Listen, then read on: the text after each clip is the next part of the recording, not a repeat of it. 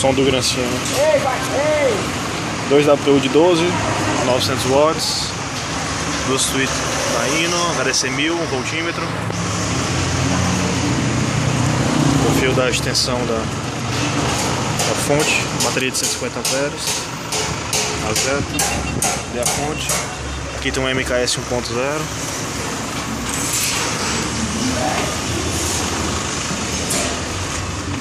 Uma 800 pro som interno. Que esses dois aqui tem mais um kit de 2 vias CS60D na porta da Provox. Ali o A600.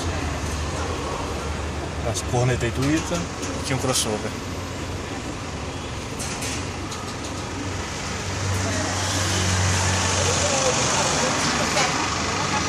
O Pioneer, DVDzinho.